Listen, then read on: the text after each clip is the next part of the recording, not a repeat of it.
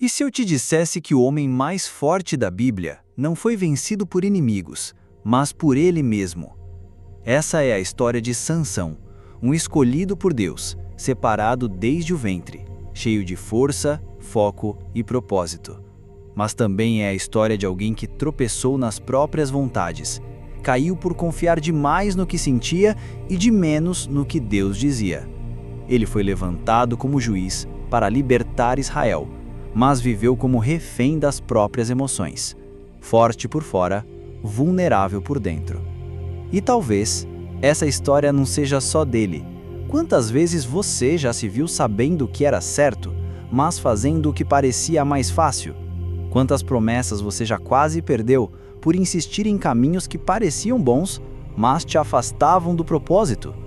Neste roteiro vamos explorar cada detalhe da jornada de Sansão e descobrir como fé, força, foco e oração podem levantar até quem já caiu.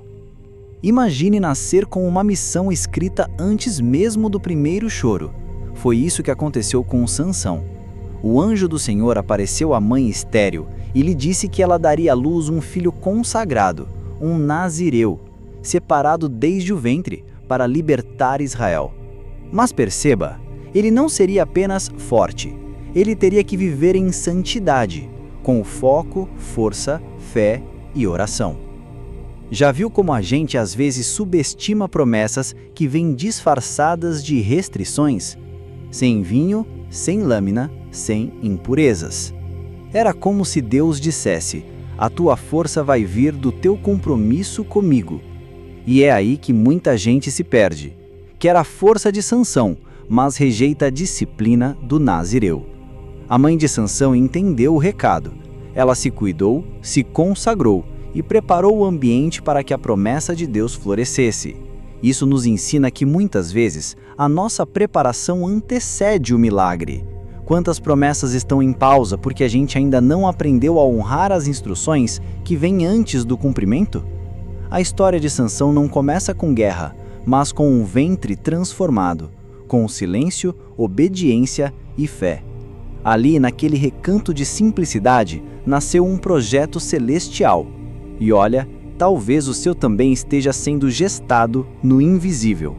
A pergunta é: você está disposto a obedecer, mesmo sem entender o tamanho da missão? Desde cedo, o Espírito do Senhor começou a agir sobre Sansão. A Bíblia diz que ele era movido por esse Espírito, e não apenas por impulso ou desejo.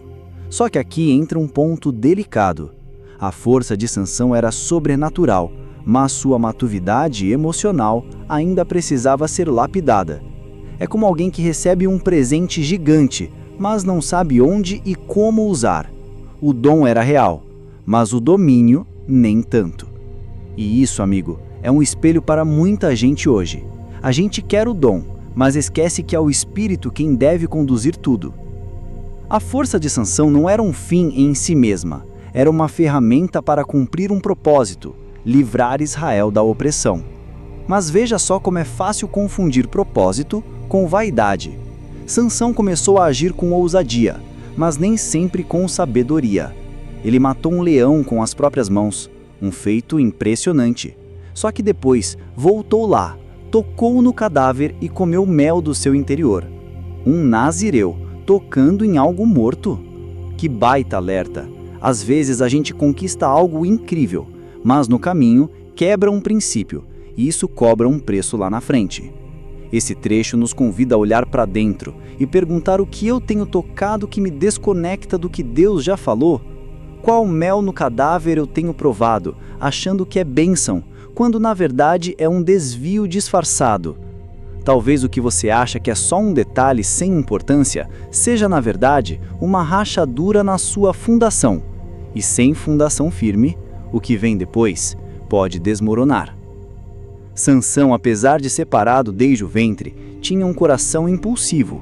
A primeira mulher por quem se encantou era Filisteia, ou seja, inimiga do povo de Deus. Ele não se preocupou com isso.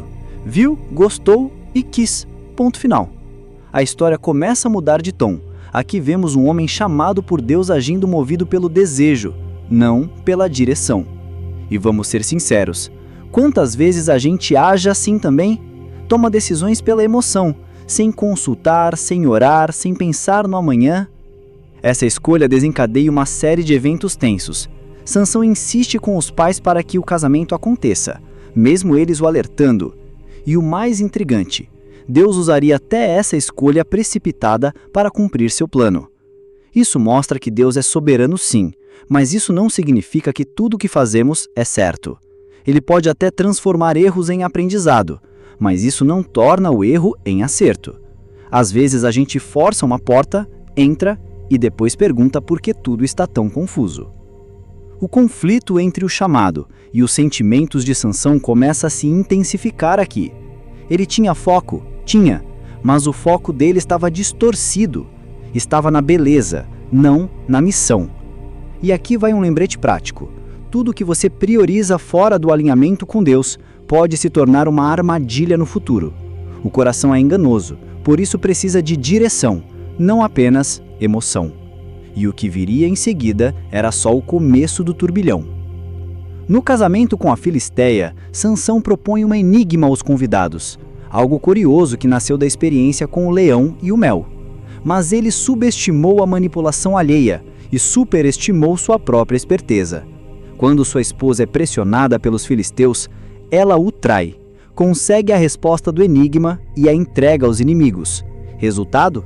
Um Sansão furioso, uma festa arruinada e um ciclo de vingança que começava a girar. Não é curioso como a gente se decepciona quando deposita confiança onde devia ter discernimento? A traição de alguém próximo dói mais que qualquer golpe externo. Sansão aprendeu da pior forma que nem todo sorriso é sincero e que nem toda aliança é segura. A questão aqui não era apenas a traição, mas o desvio do propósito. Ele, que foi chamado para libertar Israel, estava agora preso em jogos emocionais, numa guerra que começou num casamento fora do plano. Quantas vezes os nossos maiores conflitos não nascem de escolhas feitas com o coração, e não com a oração? Esse episódio ensina que confiança é como um investimento, precisa ser aplicado em solo fértil. Se você confiar na pessoa errada, a colheita será dor. E a partir daqui, a trajetória de Sansão deixa de ser apenas uma linha de missão divina e se mistura com os sentimentos mal resolvidos, impulsos perigosos e reações desproporcionais. E o pior, ainda estava longe de ser o fundo do poço. Movido pela raiva, Sansão decide se vingar dos filisteus de um jeito, no mínimo, inusitado. Amarra tochas na cauda de raposas e solta nos campos dos inimigos, queimando plantações inteiras. Um ataque engenhoso? Sim, mas também revela um coração inflamado, não pelo zelo de Deus, mas por ressentimento. A força dele, antes usada para libertar, agora era instrumento de vingança pessoal. E isso nos alerta que quando o dom é guiado pela mágoa, o resultado até pode impressionar, mas quase sempre destrói mais do que liberta. A gente precisa admitir, Sansão não era só vítima, ele também fazia escolhas questionáveis, agia por impulso e deixava que as feridas mandassem em seus atos. Ao invés de voltar para Deus, mergulhava cada vez mais fundo na sua própria vontade. A pergunta aqui é simples, mas profunda. O que tem guiado as suas reações? Porque às vezes o problema não é a força que você tem, mas a direção em que você a aplica. E quando a força vira fúria, todos ao redor acabam se ferindo. Mesmo em meio ao caos, Deus ainda estava agindo. Mas a linha entre propósito e destruição estava ficando cada vez mais fina. A vingança de Sansão era como um incêndio fora de controle. Começa pequeno, mas logo consome tudo: os inimigos, os amigos e o próprio coração.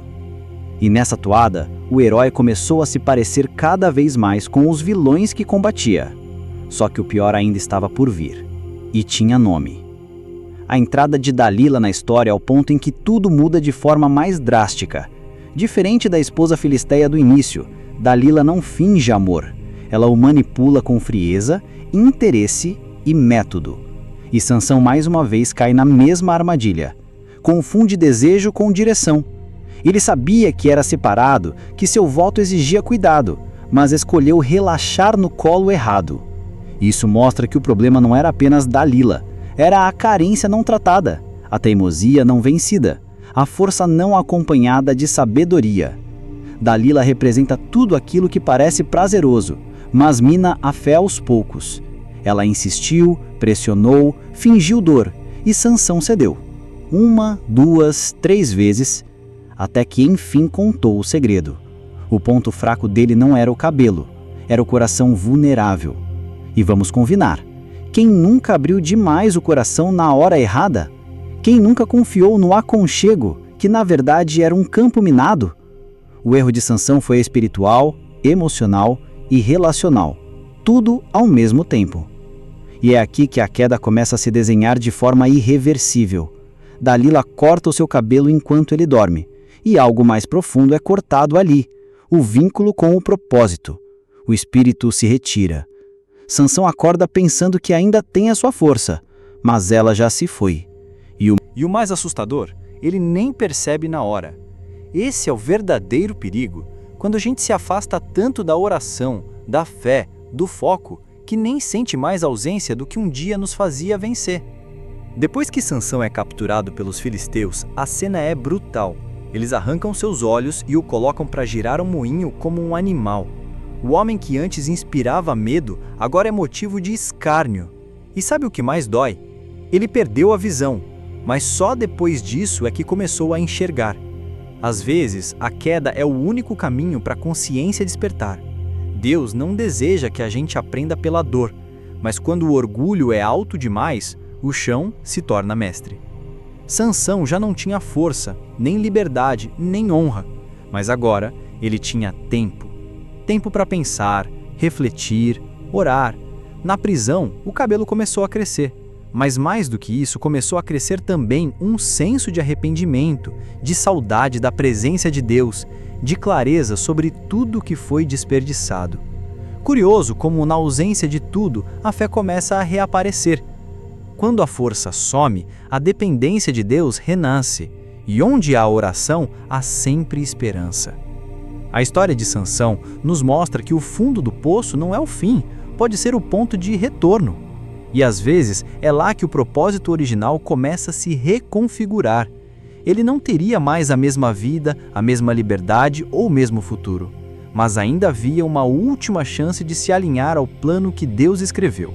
E o clímax dessa trajetória estava prestes a acontecer. Preso, humilhado e cego, Sansão é levado ao templo dos filisteus para entreter seus inimigos. Eles riam dele, zombavam do Deus de Israel. Era a cena final de um herói derrotado, pelo menos aos olhos humanos. Mas ali, no meio da multidão, algo aconteceu. Sansão orou. Pela primeira vez em toda a narrativa, ele ora com humildade, reconhecendo sua fraqueza e suplicando força mais uma vez. Não foi um grito de orgulho, foi um clamor de alguém que finalmente entendeu o que é depender de Deus. A oração de Sansão foi simples, mas profunda. Senhor, lembra-te de mim. Ele não pediu a fama de volta, nem a honra perdida.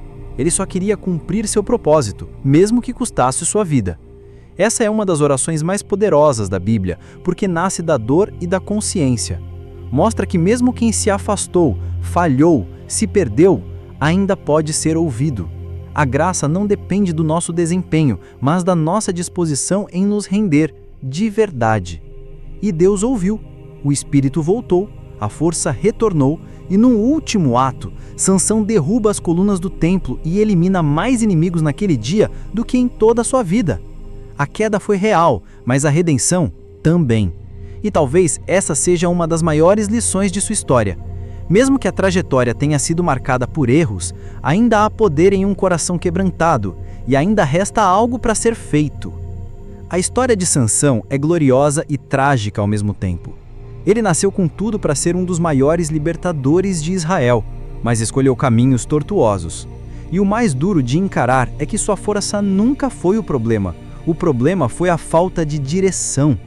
Quantas pessoas você conhece que são talentosas, inteligentes, carismáticas, mas vivem tropeçando porque não têm um norte, uma vida de oração, um senso claro de propósito? Quando a força é maior que o caráter, o dom pode virar maldição. Sansão ignorou sinais, conselhos e regras claras. Ele quebrou votos, cedeu à tentação e agiu por impulso. E mesmo assim, Deus não desistiu dele. Isso nos mostra que falhas não anulam promessas, mas tornam o caminho mais doloroso. Imagine o que Sansão poderia ter feito se tivesse unido força e obediência. Essa reflexão serve para todos nós. O que estamos perdendo por insistir em fazer do nosso jeito?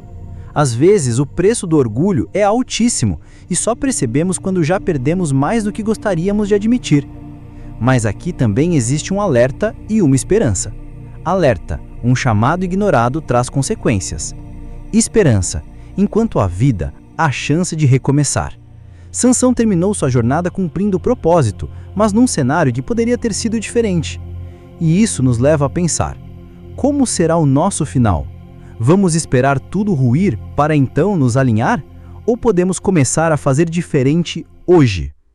Sansão morreu entre os escombros de um templo inimigo, mas sua história sobrevive como um espelho da condição humana, falível, contraditória, mas ainda assim alcançável pela graça. Ele não teve um final feliz no sentido clássico, mas teve um final redentor. E às vezes é isso que mais importa. Porque Deus não escreve histórias perfeitas, Ele escreve histórias redimidas. E isso muda tudo. Mesmo um capítulo cheio de falhas pode terminar glorificando o autor da vida. A força de Sansão voltou, mas não era mais sobre ele, era sobre cumprir o propósito, que, mesmo entre tropeços, ainda existia. Isso nos desafia a olhar para nossas próprias vidas com mais sinceridade. Será que temos confundido nosso dom com nossa identidade? Será que temos deixado o orgulho dirigir o que deveria ser guiado pela oração? O fim de Sansão nos ensina que não é tarde demais para realinhar o foco, reencontrar a fé e levantar com força, mesmo que seja para uma última missão.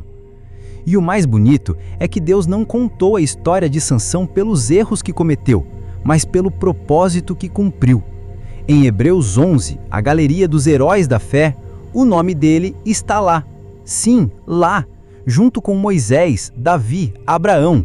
Isso nos mostra que Deus não é como os homens. Ele não cancela quem cai, ele restaura quem se arrepende. E talvez o maior legado de Sansão seja esse: provar que não importa onde você parou, ainda dá tempo de deixar uma marca, se for por fé. A história de Sansão é como um espelho que a gente evita olhar por muito tempo. Ela revela o que acontece quando a gente troca a oração por desejo, propósito por impulso e fé por autoconfiança. Mas também mostra que mesmo em meio à queda, Deus ainda estende a mão.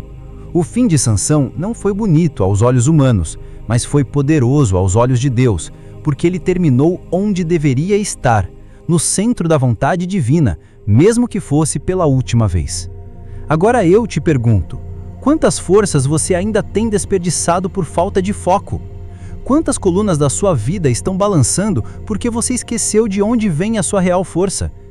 Talvez você não tenha caído ainda, mas já esteja girando o moinho de uma rotina sem sentido, vivendo sem visão espiritual, cercado de vozes erradas. Mas a boa notícia é: enquanto há vida, há recomeço. Não espere as colunas caírem para voltar ao centro do seu propósito. Se essa história falou com você, se provocou reflexão e te fez perceber algo que precisa mudar, então eu te convido, inscreva-se no canal, ative as notificações e compartilhe esse vídeo com alguém que também precisa descobrir sua força verdadeira. Porque a jornada de Sansão não foi sobre músculos, foi sobre arrependimento, fé e a coragem de clamar, mesmo quando tudo parecia perdido.